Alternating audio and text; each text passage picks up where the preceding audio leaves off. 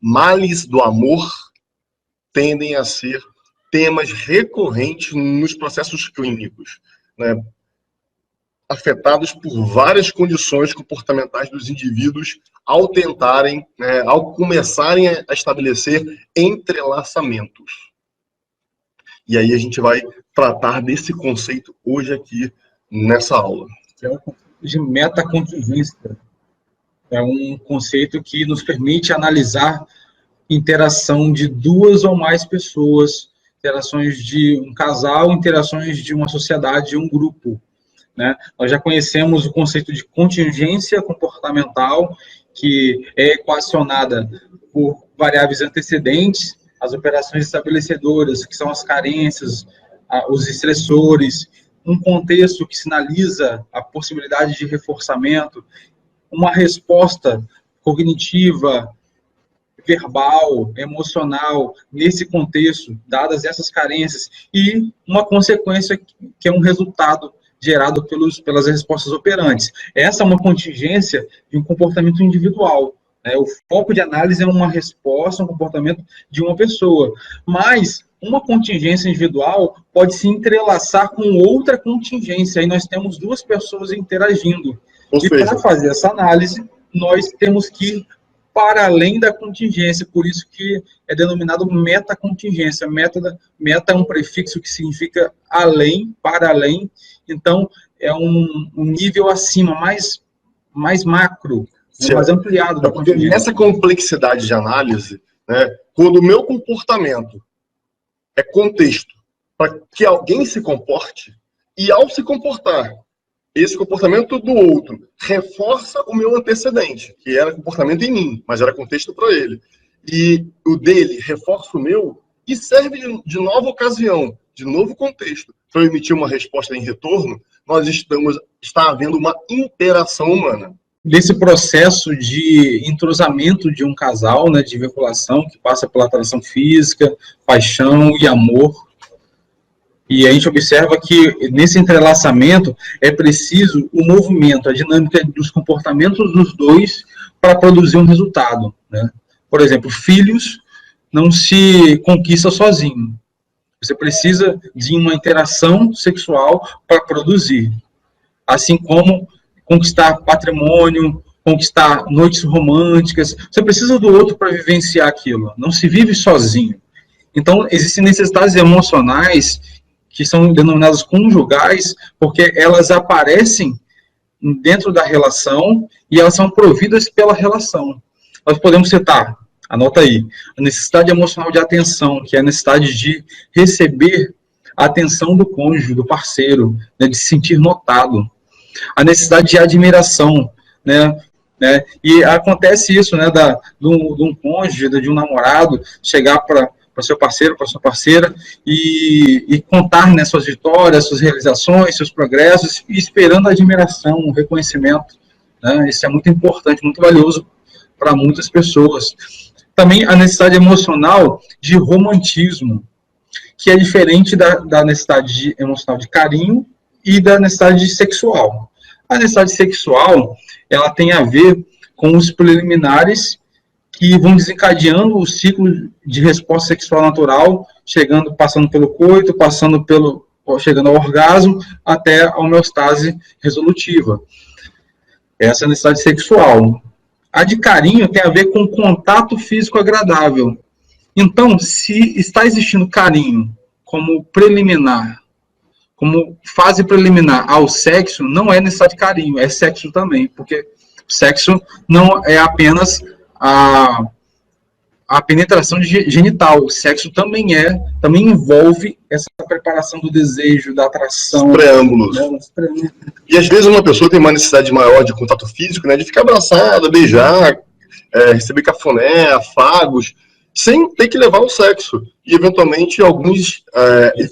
às vezes ocorre um descompasso em que uma das partes entende que se está havendo abraço, beijo, acarinhamento, então a pessoa está mandando, né, ou seja, pedindo de maneira não direta, de maneira indireta, sexo.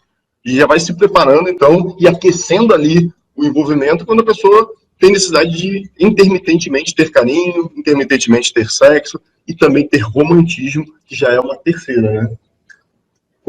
Vou aqui abreviar necessidade emocional como NE. Tá? Então, a NE de romantismo é diferente da de carinho, porque na de carinho você precisa de ter a presença física do outro. A de romantismo, ela é iniciada mesmo na ausência do outro, né? Quando você está passando por uma loja e viu algo que pode usar como presente para agradar o seu cônjuge, aí você compra e leva isso. Isso é romantismo. Ou quando você prepara um jantar à luz de velas, né, bem clichê, né? Mas você prepara uma surpresa para o outro e aí quando ele chega, ele se sente lembrado. Né? Então, o romantismo, ele envolve essa dinâmica, mesmo na ausência do outro, ele sabe que onde você vai, você está valorizando, está lembrando dele, você está planejando momentos legais. A vida conjugal, ela tem várias temáticas que tem que ser uma a uma examinadas à luz das distorções, das necessidades na temática e das habilidades para gerenciar as questões envolvidas na temática. Por exemplo, vida financeira do casal. Né? Ambos têm uma receita, como é que é a distribuição dessa receita nas despesas de vida, ambos eles fazem uma poupança, uma reserva, um acaba gastando muito, né, com coisas, a discrepância de valores nos gastos gera conflito, porque uma pessoa é minimalista, simples, essencialista, para poder poupar mais e tentar prosperar, alcançar alguma coisa, ou fazer viagens, porque tem esses valores, e a outra pessoa é mais consumista, que é um monte de coisa, e não sobra nada, eventualmente até endivida o casal, porque acaba contraindo dívidas no cartão, no cheque especial, e isso vai trazendo estresse doméstico.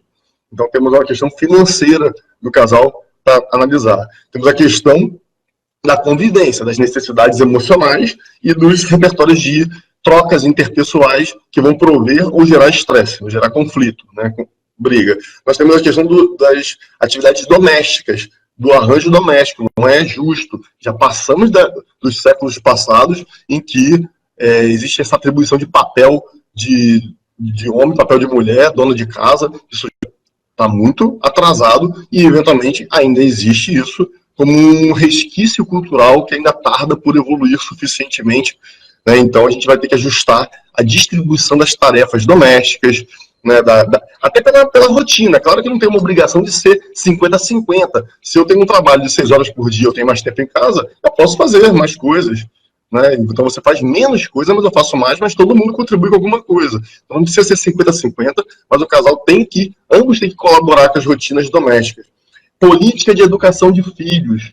Então, se eu quero que ele tenha horário de estudo e a outra pessoa não toma conta disso, se eu quero que ele tenha um horário para brincar na rua, que não pode ser específico, depois de terminadas as tarefas, pode brincar nesse horário, e a pessoa deixa o dia todo solta na rua. Se eu quero ser um modelo de alguém que conversa e que não fala palavrão, que não xinga, que não é vulgar, e a outra parte é vulgar, trata vulgarmente. Se eu acredito em políticas de educação, ao invés de ficar humilhando, criticando e batendo, e outra pessoa quer usar essas táticas. Obviamente, isso vai criar uma série de conflitos, porque a discordância em relação à criação de filhos também afasta os casais. Os filhos podem ser uma bênção que une os casais ou uma maldição que os separe, se eles não tiverem um acordo em relação a isso. Um pai desfazendo a regra do outro, besteira do seu pai, besteira da sua mãe, ela que é chata nisso, vai lá, pode ir sim. Ou seja, esse tipo de discordância, de regra ambígua, que inclusive vai levando a comportamentos manipuladores nas crianças, porque eles aprendem a ir em cada um deles para suas finalidades, porque sabe quem vai permitir o quê, quem eu consigo manobrar como, isso tudo gera muito conflito para o casal. Então tá aí outra na vida conjugal. E a vida sexual, que é outra temática. A qualidade do prazer que se proporcionam pelo nível de autocuidado que tem, né, um com o outro, pela programação do momento de afeto, ou seja, pelo estabelecimento de um momento para eles estarem livres e praticarem o romantismo, né, se higienizarem, se arrumarem, se prepararem para aquela experiência, tornar isso uma experiência lúdica do casal, explorarem-se abundantemente, conversarem sobre o que gostam e o que não gostam, governarem-se durante a atividade das posições que mais curtem ambos e se proporcionando o prazer para que seja uma experiência que ambos queiram voltar a fazer, ter isso como uma prática regular na sua rotina, ou torna isso muito frustrante, muito aversivo, muito rápido, para prazer pessoal, sem considerar o outro, sem se preocupar com o prazer alheio. Então, tudo isso vai gerando conflitos e a gente tem que ajustar isso tudo. Examinar uma a uma dessas temáticas, como se comporta cada um, como pensa cada um, corrigir as atitudes cognitivas distorcidas em relação a essas temáticas e trabalhar um repertório que possa ampliar isso tudo. E a última área é o lazer do casal. Dentro de casa não tem lazer, né, diversões, eles não curtem programas juntos, não veem os mesmos programas de televisão, não gostam dos mesmos filmes. Quando vão sair finais de semana ou ter uma programação, alguém vai se violando para poder agradar o outro, ou não vai, o outro tem que ir sozinho, aí acaba não indo também e se frustra, ou estão então, cada vez mais separados pelo fato de não terem as mesmas afinidades para lazer, para hobby, para viagem, as coisas. Então, outra área até problemática do casal aí. O que acontece na conjugalidade? À medida que todos os indivíduos vêm de uma história de vida, né, em que as necessidades que são comuns a todos os seres humanos foram melhor atendidas, menos atendidas, e também houve um aprendizado de que característica comportamental no outro atende minha necessidade. Então, nós temos o seguinte cenário. As necessidades que eu desenvolvi, né, que são as mais relevantes, que eu espero que um outro ser humano atenda, muitas vezes sem esse autoconhecimento, por isso a gente diz inconscientemente, ou seja, eu posso estar governado por necessidades que eu queira, que uma parceira, né, que uma companheira, que uma pessoa que eu gosto atenda, e não saber que eu tenho essas necessidades, umas mais altas, outras mais baixas, níveis de necessidades, de valores, ou seja, aquilo que é importante para mim numa pessoa, maiores ou menores em função dessas próprias necessidades. Então, quando o comportamento de alguém reúne os valores, exatamente os valores, que atendem às minhas necessidades, em regra, você começa a gostar muito de estar com essa pessoa, porque um dos efeitos do reforçamento positivo, ou seja, quando alguém interagindo com a gente adiciona comportamentos, e esses são reforçadores, um dos efeitos é o prazer, é o agrado, é a experiência emocional agradável diante do reforço positivo, que é a ação do outro na nossa direção. Essa experiência agradável gera prazer, ou seja, você gosta de estar com a pessoa, e depois de um certo tempo, essa experiência de prazer, de agrado, fica sob o controle da própria pessoa, de modo que vê-la já te gera contentamento, né? Já te gera agrado, alegria. E ao ficar privado dessa pessoa, ou seja, ao ficar ausente, distante, privado dos reforçadores que ela concentra, ou seja, das características comportamentais, toque, carícia, abraço, beijo, me fazer rir, compartilhar comigo histórias e experiências que estão alinhadas com a minha história e com os meus interesses, diversões que a gente tem afinidade, ou seja, nossa história criou classes de reforçadores, diversões, hobbies, lazeres, que a gente tem afinidade e forma parceria para desfrutar junto. Quando tudo isso está acontecendo, nós experimentamos muito agrado naquela companhia e a ausência da pessoa passa a gerar um estado de privação que a gente chama de sentir falta. A gente começa a querer ver a pessoa, pensa na pessoa, sonha com a pessoa, liga para a pessoa, e então está começando a acontecer um apaixonamento. Você começa a, primeiro, a desfrutar de características que você vai conhecendo e começando a acumular, gerando mais agrado, mais prazer, mais satisfação, e na ausência da pessoa, você já sente falta dela, dizendo que está apaixonado, então, está amando. Então, esse é o processo em que necessidades, e a gente vai conhecer agora, né, o Pedro vai colocar algumas necessidades dos indivíduos recebem do comportamento alheio a devido atendimento, gerando maior entrelaçamento. Quando na história de vida, por vários motivos, ao longo do tempo, isso vai se quebrando, ou seja, o seu comportamento não atende mais minhas necessidades, ou talvez cria atritos, né?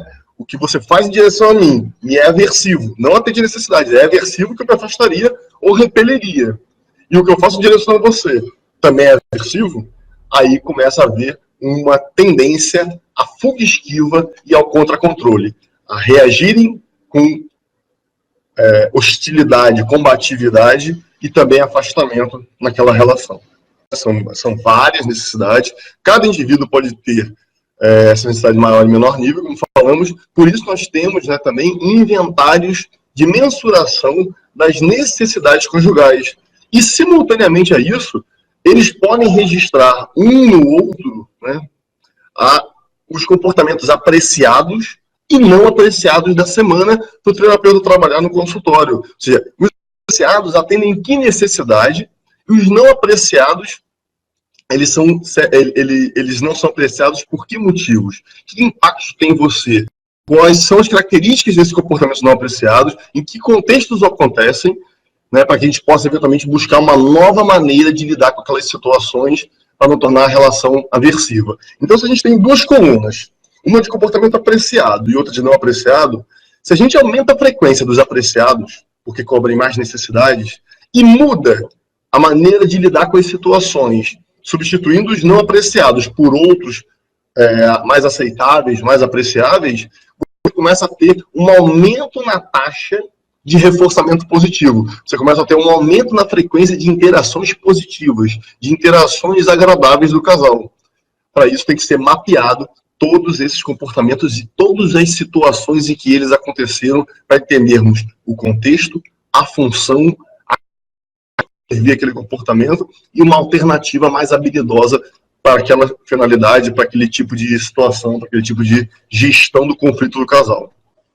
Uma vez um rapaz perguntou como ele poderia avaliar se ainda existia amor no relacionamento deles, né? E uma forma mais objetiva, baseada em parâmetros, traz esses entrelaçamentos relacionados à provisão das necessidades emocionais. Então, eu perguntei, em relação a essas necessidades emocionais, né, que são 11 necessidades conjugais, se existiam entrelaçamentos, se eles cooperavam para prover um ao outro. E realmente existia muito pouco, né? Eles estavam sendo providos emocionalmente mais por amigos, colegas de trabalho, familiares, do que conjugalmente. Então, veja quantas, né?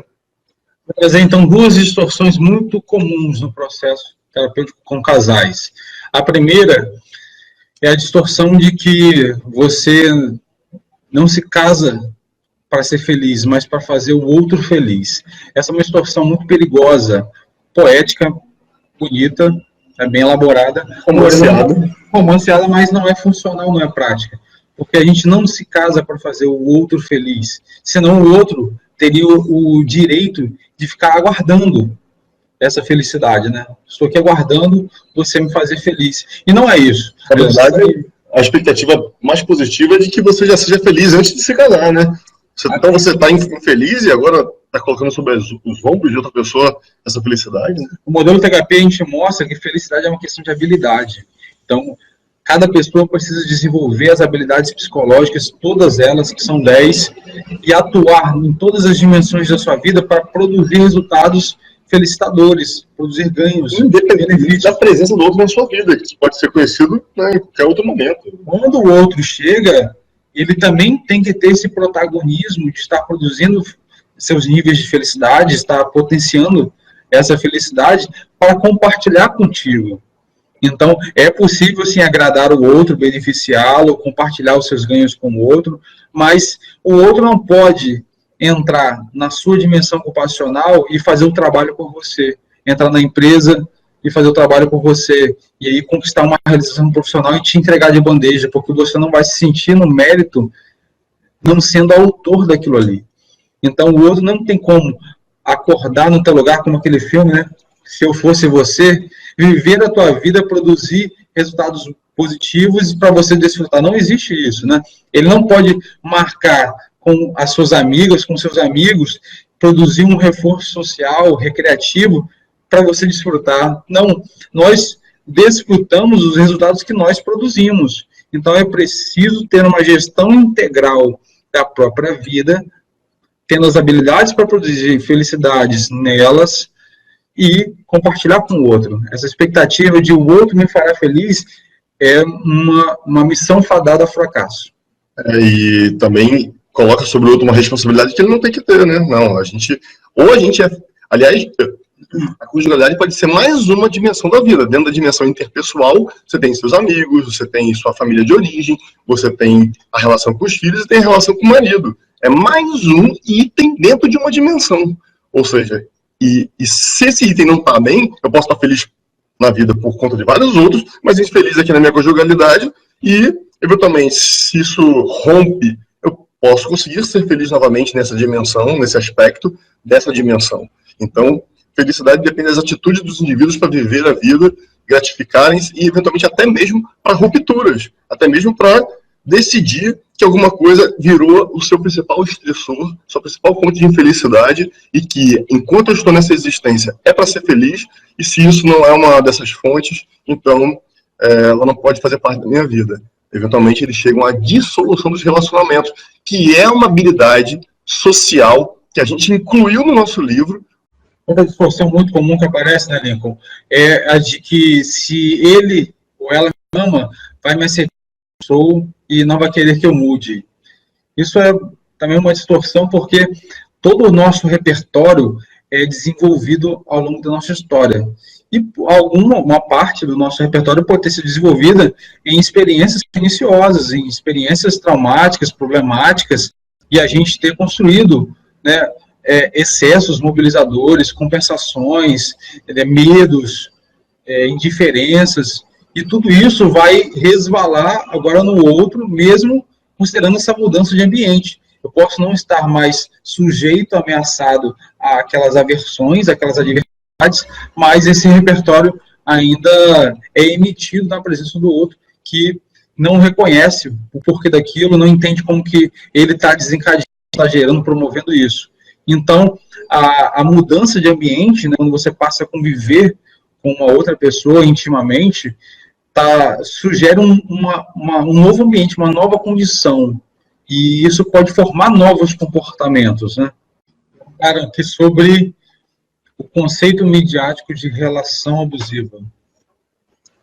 Esses conceitos são, muitas vezes, vão mudando a terminologia em função de algum tipo de autor que lança uma terminologia nova, baseada em algum tipo de referência metafórica. Então, relações tóxicas.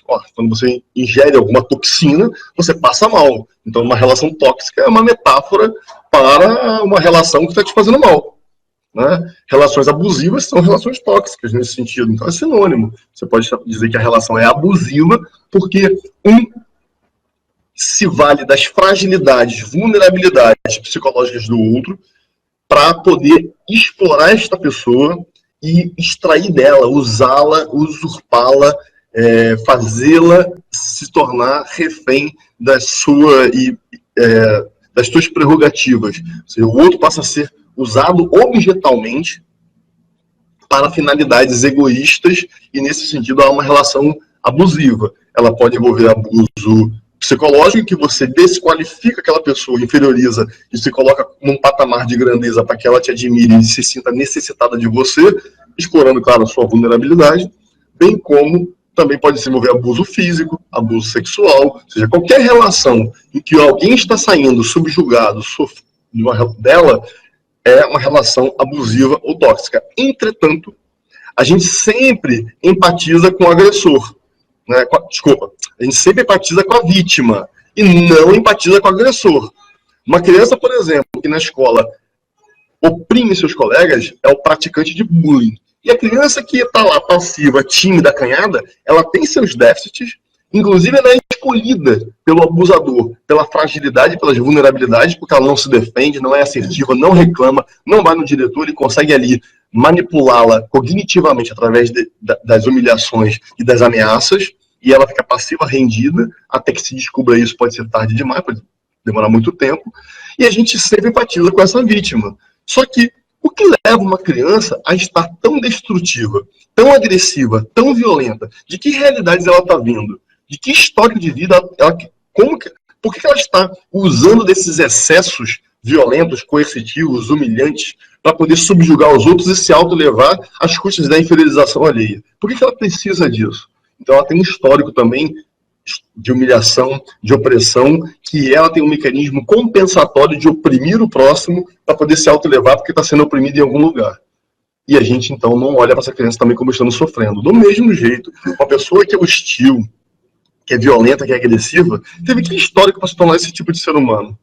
Destrutivo, violento, nocivo, agressivo. Com que finalidades faz isso para si?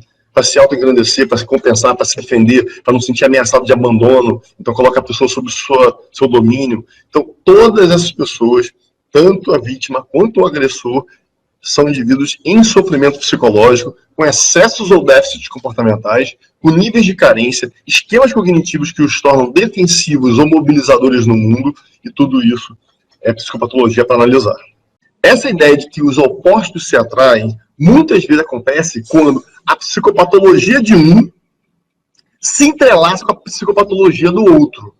Né? Vamos imaginar uma pessoa com um transtorno dependente de personalidade, que se sente muito ameaçado de enfrentar os riscos da vida e precisa de alguém para fazer tudo por ela ou com ela. Né? E que proteja, que proveja, que faça tudo pela pessoa, porque ela é muito insegura de enfrentar o mundo, porque lhe falta as habilidades psicológicas de resolutividade e enfrentamento. E ela, então, se casa com uma pessoa obsessiva, que tudo é do jeito dela, realiza tudo, controla tudo, assume o controle de tudo, e muitas vezes até subjugando a vontade do outro, que se submete para poder não perder o seu provedor, seu protetor. Então, eles são bem opostos. E aí eles se atraem, mas eles estão se unindo em torno da psicopatologia. Os padrões passivo-dependente reforçam o autoritarismo e a impositividade obsessiva, né, coercitiva, e o domínio e a provisão, controlar tudo e garantir tudo para a pessoa, porque eu provejo tudo aqui, nós tudo do meu jeito, faz a outra pessoa receber isso como provisão e aceitar muita coisa, mas está recebendo isso também, o que faz com que eles se mantenham entrelaçados.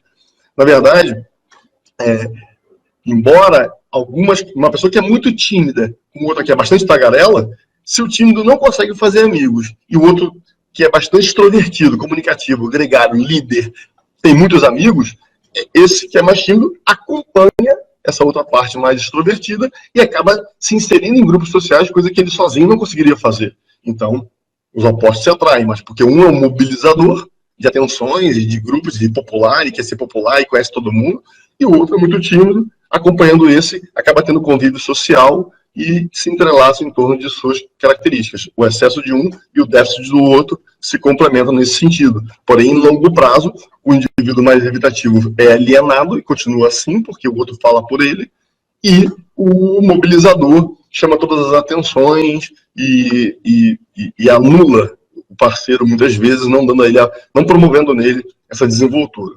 Então, claro que opostos podem se atrair, mas quanto mais compartilhamos valores, quanto mais compartilhamos metas de vida, quanto mais compartilhamos afinidades em relação à política de criação de filhos, quanto mais compartilhamos hobbies, gostos, lazeres, objetivos de viagem, quanto mais as pessoas têm compartilhamento de características, maior chance de afinidade. As afinidades são muito importantes, assim como a complementariedade de eu ter os repertórios para atender suas necessidades e você ter os repertórios que atendam as minhas. Isso tudo cria complementariedade, mas também é preciso haver um monte de afinidades para poder trabalharem juntos pela vida. Quanto maiores os níveis de dependência e maior também o déficit em autoestima, igual a maior vulnerabilidade ao abuso, a estar sujeito aos relacionamentos abusivos, né? Então, quanto mais as pessoas são dependentes, ou seja, têm déficit das habilidades psicológicas e não conseguem alicerçar um valor pessoal e elevar sua autoestima, mais vulneráveis elas estão. Como também, por um outro caminho, pessoas ficam suscetíveis aos relacionamentos abusivos porque construíram distorções do que seja o amor, né, do que merecem.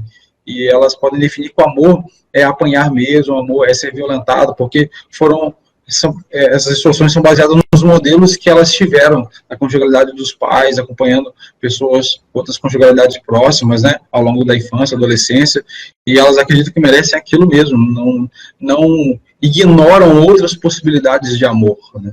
As pessoas têm muita dificuldade sobre relacionamento, mantendo a simpatia, a cordialidade, né, e a afeição por uma pessoa com quem dividiram sua intimidade, sua vida por tantos anos.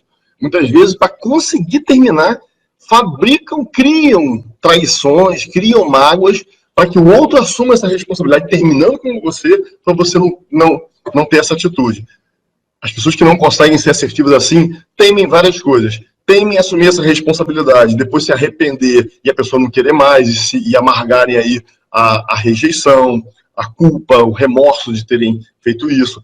Temem os sentimentos do outro e por um histórico de culpabilização por fazer sofrer, pais que culpabilizam, né? Ah, mamãe está muito chateada, mamãe não gosta mais de você porque você desagradou mamãe. Pessoas que foram criadas para temer desagradar os outros, quando então criam alguma situação que desagrada, porque não é agradável, mas também não tem ninguém sendo ferido, né? Não querer mais uma pessoa é diferente de você maltratá-la. Então você querer terminar é um direito justo, mas aí a pessoa sofre, muitas vezes sofre genuinamente, né? Expressa esse sofrimento, e a pessoa se sente culpada pelo sofrimento alheio, como se fosse ela a causa. Né? Na verdade, está havendo uma dissolução, porque não há um interesse mais, as necessidades não estão mais cobertas, ou está havendo muito conflito, isso está gerando um nível de estresse doméstico infelicitador, já que a nossa casa é o nosso refúgio, né? A gente tem estresse no trabalho, correria no dia a dia, ameaça de violência urbana, quer ir para casa e encontrar ali o seu refúgio e sua paz. Então, se seu trabalho te dá alegria, seus amigos te dão alegria, e você está sendo, por conta da conjugalidade, privado dos seus amigos, privado da sua família, privado dos seus lazeres, porque a pessoa não viabiliza isso com você, restringe o acesso a isso, e virou a única fonte de conflito, de briga, de estresse que temos, eventualmente a ruptura é necessária para a felicidade de ambos, que estão ali numa vida a dois, infeliz, às vezes, por uma série de carências e ameaças de abandono, de desamparo, pela dependência, mas infeliz. Quem assume essa responsabilidade pode estar até mais saudável, né? Então, terminar um relacionamento pode ser um critério de saúde psicológica quando ele está tóxico, quando ele está abusivo, quando ele virou fonte de estresse na sua vida e você já tentou tudo que estava ao seu alcance, mas não depende só de você e as mudanças não aconteceram em tempo suficiente para que buscasse uma terapia, uma ajuda profissional, ou mesmo buscando já no limite disso. E às vezes o terapeuta tem que ajudar as pessoas a se harmonizarem nesse processo de término, de ruptura. A única maneira de você conhecer uma pessoa em suas psicopatologias e também na sua saúde psicológica é você acompanhá-la por tempo suficiente para observar as 6 dimensões da vida. Se nós todos construímos uma carreira, uma relação profissional, uma vida produtiva, você vai avaliar. Essa pessoa tem a disciplina para o estudo, ela está focada no crescimento, ela trabalha por suas metas, por seu crescimento, honra compromissos profissionais, ela empenha a palavra dada, ela é honrada, é íntegra, né? Então você vai observar isso nela. Como ela está interpessoalmente, como ela trata as pessoas. Você vai num restaurante com a pessoa, como ela trata o garçom, ela trata com simplicidade, com gentileza, agradece. Então, as habilidades sociais e a sensibilidade social dela tá boa, você vai observar isso no tratamento com pessoas do dia a dia, vendo se ela é empática, se ela é gentil, se ela usa de humor, se ela é leve, se ela fala das coisas simplesmente sem se auto-engrandecer, sem se arrogar. Então você vai avaliar seu nível de autoestima, o quanto ela investe em si, prioriza-se, busca o próprio crescimento em diversos aspectos, se ela exibe uma série de valores, se ela exibe investe em competências, se ela se cuida, mantém um nível de autocuidado. Então você vê, a autoestima está boa, habilidades, competências, valores, qualidades interpessoais, indivíduo que tá se desenvolvendo e buscando ser cada vez uma versão melhor de si mesmo. Você vai avaliá-la na dimensão interpessoal ainda, na família, como é que trata os pais, como é que trata os amigos, que tipo de amigos são, observar a maneira como eles convivem entre eles, como ele trata, né, as pessoas. Você vai avaliar uma dimensão recreativa, quais são os seus lazeres, ele te convida para quê, te leva para quê, ele mostra que já praticou que tipo de esporte, ele se envolve com que tipo de aventura. Então você vai ver se você também curte aquilo, se você tem essas afinidades recreativas. Então tudo isso vai avaliando a saúde psicológica do seu pretendente, né? Você conheceu uma pessoa, conheceu alguém, você tem que dar a oportunidade de observá-la em diversos contextos, com diferentes pessoas, para observar esses parâmetros aí. E tem que conhecer as HPs para poder estar olhando para o mundo à luz das HPs que as pessoas exibem ou que lhes falta.